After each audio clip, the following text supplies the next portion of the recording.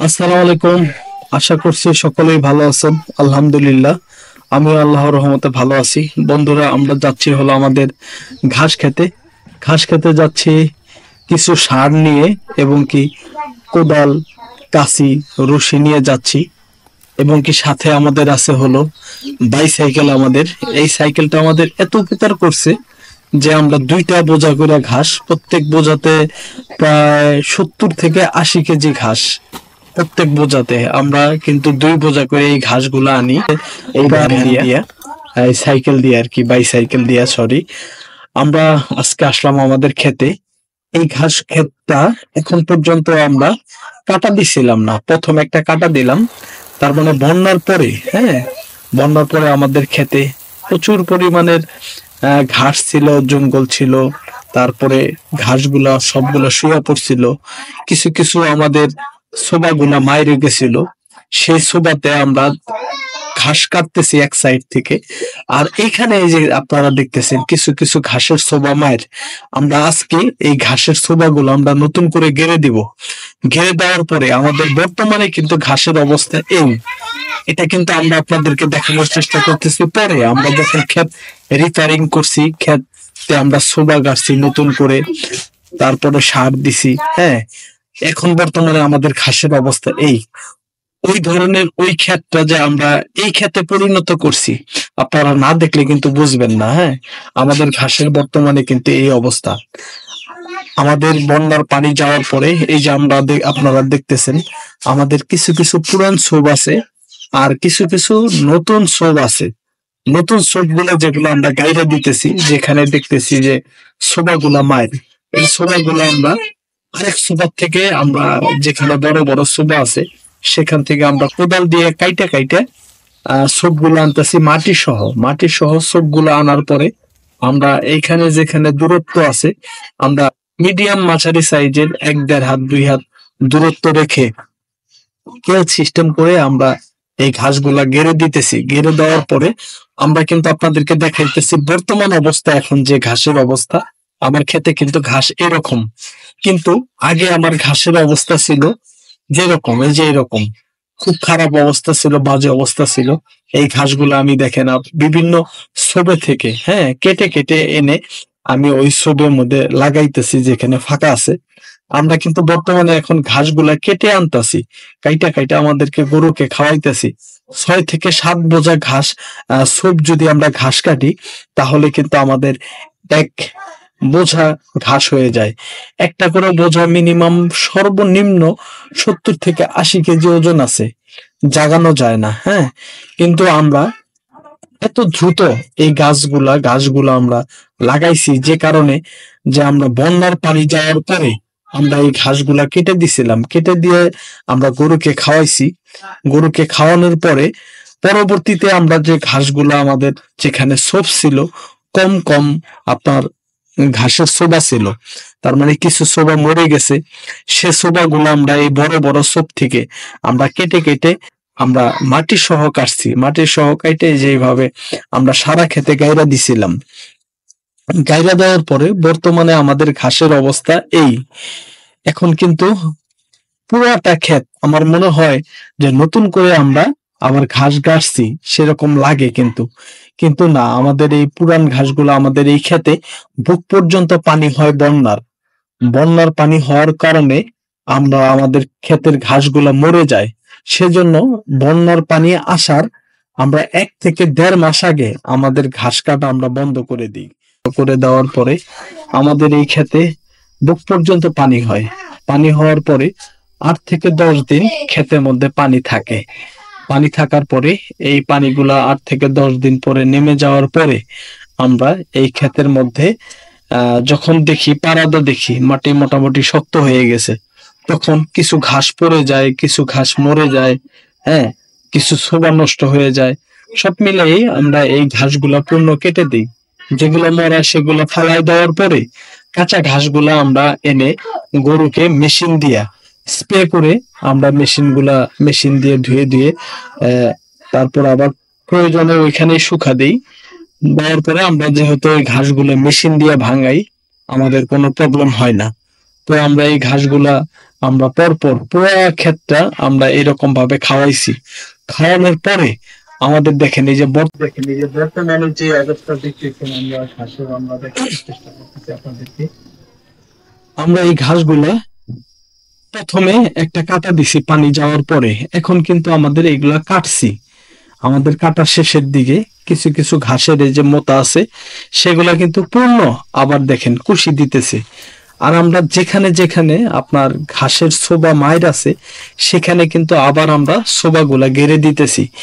গেড়ে দেওয়ার পরে আমরা কিন্তু সাবার ইউরিয়া সার দিয়ে দিতেছি। আমরা ইউরিয়া সার দিই প্রতি শতাংশে 1 কেজি। যেখানে আপনার কথার কথা আমাদের এখানে 25% জমি আছে, আমরা এখানে 25 কেজি সার দিতেছি। হ্যাঁ, তো এইরকম সিস্টেম। আর ঘাসটা দেওয়ার ঘাসে সার দেওয়ার নিয়ম হলো 10 থেকে 12 দিন পর পর পূর্ণাঙ্গ ফলাফল পাওয়ার জন্য, এবং কি 1 থেকে 1.5 মাসে ঘাসটা যদি কেউ খাওয়াইতে চান তাহলে মিনিমাম আপনার 1 কাটা দেওয়ার পরে পরবর্তীতে কাটা পর্যন্ত 2 বার মিনিমাম সার দিতে হবে। ইউরিয়া সার প্রতি শতাংশে 1 কেজি। আপনাদেরকে এটুকুই আমার জ্ঞান যেটুকু আছে, আমি যতটুকু জানি যে সেই হিসাবে আমরা আপনাদেরকে একটু তথ্য দেওয়ার চেষ্টা করতেছি। আমি যেভাবে দিই তাহলে পূর্ণ তাড়াতাড়ি অরিজিনালটি খুব তাড়াতাড়ি ঘাসগুলা বাড়ে, এবং কি আপনার 30 থেকে 40 দিনের মধ্যে ঘাসগুলা খাওয়ানোর উপযোগী হয়। আমরা এটা যেহেতু আমরা প্রথম কাটা দিতেছি, এই যে এই ঘাসগুলা কিন্তু আওলা জাওলা ঘাসগুলা, এগুলা কিন্তু বন্যার পানি যাওয়ার পরে আমরা মূলত কাটতেছি এই ঘাসগুলা। এখন দেখেন এই অবস্থা, কিছু ঘাস আমাদের মরে গেছে, কিছু ঘাস আমাদের তাজা আছে। সব মিলে আমরা এই ঘাসগুলা কেটে আবার গরুকে খাওয়াইতেছিও। আর এই যে দেখেন কিছু কিছু কুশি দিতেছি। আর যেখানে আমরা আপনাদেরকে দেখানোর চেষ্টা করছি যেখানে মূলত ছোবাগুলা মার গেছে সেখানে আমরা ধরে ধরে পূর্ণ ছোবাগুলা গেড়ে দিতেছি। পরবর্তীতে দেখেন আমাদের ঘাসগুলা গাইরা দেওয়ার পরে কিছুদিন পরে আমাদের দেখেন ঘাসগুলার ছোবা এই অবস্থা। অনেক সুন্দর ছোবাগুলা দেখেন, বেশ বড় বড় হইতেছে, বেশ মোটা হইতেছে। কারণ আমরা এই প্রথম কাটাটা দেওয়ার পরে এই যে এখানে কিন্তু আমরা বন্যা যাওয়ার পরে আমাদের এখানে পুরাটা আমাদের এখানে অবস্থা খারাপ ছিল, কাইটা নিছিলাম, সেগুলা পুরাটাই পয়সা গেছিল সোবাগুলা, সেই জন্য আমরা নতুন করে গাইরে দিছিলাম। দেখেন কি সুন্দর সোবাগুলা হয়েছে। তো আমরা আপনাদেরকে মূলত এটাই দেখানোর চেষ্টা করলাম যে আমাদের এই ঘাসের জমিতে বুক পর্যন্ত পানি হয়। মূলত আমরা 1 থেকে 1.5 মাস আগে আমরা ঘাস কাটা বন্ধ করে দেওয়ার পরে আমরা ঘাসগুলা এই যে রেখে দিই আর কি। হ্যাঁ, বন্যার পানি যাওয়ার পরে আমরা এই যেভাবে ঘাসগুলা কাটি, কাটার পরে দেখেন এই যে যে সোবাগুলা মার গেছে, আমরা ওই বড় বড় সোবার থেকে আমরা ঘাসগুলা কেটে কেটে আইনা মাটি সহ আইনা যেখানে আপনার দূরত্ব আছে সেখানে আমরা কেল ধরে আবার গাইরা দিতেছি। আমাদের মূলত আসলে এইভাবেই ঘাসগুলা রক্ষা করি বন্যার পানির থেকে। আর আমাদের সহজ হয়, কারণ এই ঘাসগুলা যদি আমরা একবারে কাইটা দেই তাহলে আমরা এই ঘাসের মোতাগুলা সংগ্রহ করতে আমাদের অনেক কষ্ট হয়। আবার নতুন করে জমি চাষ করতে হয়, সেখানে আপনার আবার শ্রমিক দিয়ে আবার নতুন করে ঘাসগুলা গাড়তে হয়। আবার ধীরে ধীরে ঘাসগুলা নতুন একটা ঘাস ছোপ দিয়া, হ্যাঁ, যখন আপনার 20টা 25টা করে আপনার কুশি বাইর হয়, সেটাও কিন্তু দীর্ঘ একটা টাইম লাগে। আর এরকম বড় বড় ছোবার থেকে যখন আমরা কাইটাই নেয় মাটি সহ কুশি সহ আমরা যখন গাইরা দিতেছি তখন আমাদের অনেক সুবিধা হয়ে গেছে। দেখেন আমরা কিন্তু আমাদের কিছুদিন পরে, হ্যাঁ, আমাদের ঘাসের অবস্থা কিন্তু খুবই সুন্দর।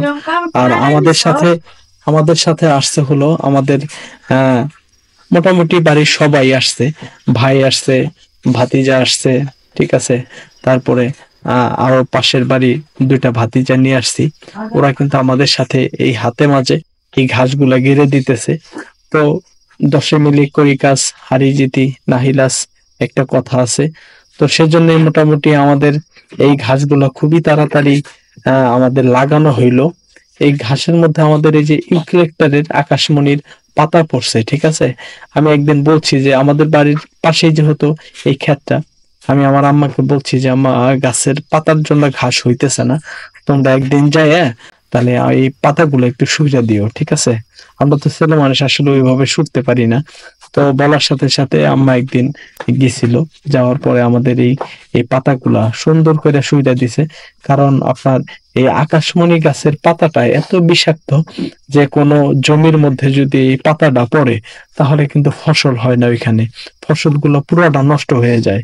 আমরা আপনাদেরকে এই ঘাসগুলা কিভাবে বন্যার পানির থেকে আমরা রক্ষা করলাম, কিভাবে আসলে এই সবগুলা আমরা কেটে নতুন করে আমরা এই যে এই আবার সোবাগুলা কাইরা দিতেছি, সেটাই আমরা আপনাদেরকে দেখানোর চেষ্টা করলাম। আপনারা যারা গরু লালন পালন করেন, ঘাস ছাড়া কিন্তু গরু লালন পালন করা সম্ভব না বন্ধুরা।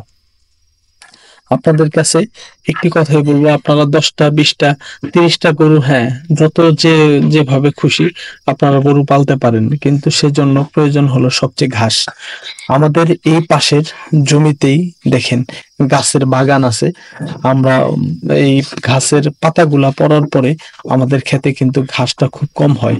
সেজন্য আমরা বলে দিছি যে ভাই আপনাদের গাছের ডালগুলো একটু কাইটা দেন। আমি আসছি, জাস্ট আমার সামনেই গাছের পাতাগুলা ডালপালাগুলা কাইটা দিতেছে। হ্যাঁ, তো আসলে তারাও খুব ভদ্রলোক, বলার সাথে সাথে কিন্তু গাছের ডালগুলা কেটে দিতেছে। হ্যাঁ, এই হলো আজকের এই ভিডিওটি। আমরা আপনাদেরকে আমাদের এই ভিডিওর মাধ্যমে আহ, আসলে এই ঘাস রক্ষার বিভিন্ন কলা কৌশল, বন্যার পানির থেকে কিভাবে রক্ষা করা যায় সেগুলো আমরা তথ্য দিলাম। দেখেন এই আমাদের গাছের পাতাগুলা কিন্তু আমি নিতেছি ঢোপের মাধ্যমে। এই ঢোপগুলা আপনারা বলবেন যে রুবেল ভাই এত বড় বড় ঢোপ কিভাবে পেলেন? আমি কিন্তু আসলে কসমেটিকের একজন দোকানদার। চকবাজার থেকে আমাদের এই ঘাসের এই ঢোপগুলো আসে, কসমেটিক নিয়ে আসি আমরা, ব্যাগ আদার্স আরো অন্য অন্য কিছু নিয়ে আসি। সেজন্যই আমরা এই ঢোপগুলা পাইছি। এই ঢোপগুলাতে আমরা গাছের পাতাগুলা উঠাইলাম, কারণ গাছের পাতা তো একদম পাতলা। আর আমরা এই যে দেখেন আমাদের বাইসাইকেলটা, এই বাইসাইকেল দিয়ে কিন্তু আমরা এই ঘাসগুলা আমাদের বাড়িতে আনতেছি। একটা করে ঘাসের বোঝা মিনিমাম 70 থেকে 80 কেজি ওজন হবে। একটা ঘাস আমরা বোঝাটা 2 জনে তুলে দিতে হয়। হ্যাঁ, তারপরেও কিন্তু সেই ঘাসটা আমরা আনতেছি। আনার পরে আহ একটি একটি সাইকেলের মধ্যে 2 বোঝা ঘাস আনা যায়। এবং কি এই ঘাসগুলো যদি আমরা মাথায় করে আনতাম তাহলে মনে হয় যে আরো 10 বছর আগে মনে হয় যে মরে গেলাম নিগে। কারণ এই ঘাসগুলো এত ভার। এই চারা ঘাসগুলা মূলত মোটা হয়, এই ঘাসের ভিতরে প্রচুর রসালো থাকে। কারণ এগুলো আমাদের কিন্তু সবগুলো বাছরা ঘাস। আপনারা দেখতেছেন যে আপনার ঘাসের অবস্থা এত খারাপ কেন? এটা কিন্তু বন্যা চলে যাওয়ার পরে, হ্যাঁ, আমরা 8 থেকে 10 দিন আগে আমাদের বন্যা চলে গেছে। হ্যাঁ, আমাদের যেহেতু পুরান ভিডিওটা আমরা আপনাদের সামনে দিচ্ছি এই কারণেই, কারণ আপনাদেরকে এটার জন্য বলতে পারি যে এই ঘাসের অবস্থা এত খারাপ ছিল, সেই ঘাসের অবস্থায় এত সুন্দর কিভাবে হলো আপনাদেরকে বোঝানোর জন্য মূলত। আর আপনারা যেভাবে যত ইউরিয়া সার দিবেন, হ্যাঁ, তত তাড়াতাড়ি কিন্তু আপনাদের এই ঘাসগুলা খাওয়ানোর উপযোগী হবে। ঠিক আছে? আর ইউরিয়া সার আপনারা দিবেন হলো যত যেদিন দিবেন, আপনারা গরুকে যখন ঘাস খাওয়াবেন মিনিমাম 10 থেকে 12 দিন টাইম হইতে হবে ওভার। সেই ঘাসগুলা আপনারা গরুকে খাওয়াইতে পারবেন। নইলে আপনার ধরুন আজকে সার দিলেন, যদি কেউ গরুকে খাওয়াইতে চান ওই ঘাসগুলা মিনিমাম 10 দিন 12 দিন পরে ঘাসগুলা খাওয়াইতে হবে। নইলে কিন্তু বিষক্রিয়া হয়ে গরু কিন্তু মারা যেতে পারে। আমরা দেখেন 2 বোঝা করে আমরা ঘাস আনি এই সাইকেলের মাধ্যমে। দেখেন আসলে আমাদের বুদ্ধিটা কেমন হয়েছে। হ্যাঁ, এই ঘাসগুলা যদি আমরা খেতে থেকে যদি মাথায় করে আনি তাহলে মনে হয় যে খুবই কষ্টদায়ক হবে। হ্যাঁ, আপনারা যদি আপনাদের এরকম পুরানো কোনো বাইসাইকেল থাকে আর আপনারা যদি ঘাস আবাদ করেন, হ্যাঁ, তাহলে কিন্তু এই পদ্ধতিতে আপনারা কিন্তু ঘাস আনতে পারেন। হ্যাঁ, তাহলে কিন্তু খুবই আপনারা আরাম পাবেন। হ্যাঁ, ঘাস যে আনতেছেন মনে হবে না যে আপনারা ঘাস আনতেছেন। কারণ এই ঘাসগুলা কিন্তু খেতে থেকে মাথায় করে আনা কিন্তু খুবই প্রবলেম, খুবই কষ্টদায়ক। যাই হোক দর্শক, আমরা এই বাড়িতে এই ঘাসগুলা আনলাম। আমরা প্রত্যেক দিনই এই সাইকেল দিয়ে, হ্যাঁ, আমরা ঘাসগুলা আনি। তো আপনারা অনেকেই বলতে পারেন যে ভ্যানের ব্যবস্থা করলেও তো পারতেন। ভাই, ভ্যান আমাদের খেতে যায় না। হ্যাঁ, আমরা যেহেতু রাস্তার থেকে ক্ষেত আমাদের অনেক দূরে, সাইকেল দিয়ে একটু কষ্ট হলেও তবুও সাইকেলটা আমাদের ক্ষেতের যায়। সেজন্যই কিন্তু আমরা মূলত এটা করছি। ঘাস ছাড়া আমরা সাইকেল দিয়ে কিন্তু ঘাসগুলা নিই। দর্শক ভালো থাকবেন, সুস্থ থাকবেন। আপনাদের জন্য অনেক অনেক শুভকামনা। পরবর্তী ভিডিও দেখার আমন্ত্রণ জানিয়ে শেষ করছি। আল্লাহ হাফেজ।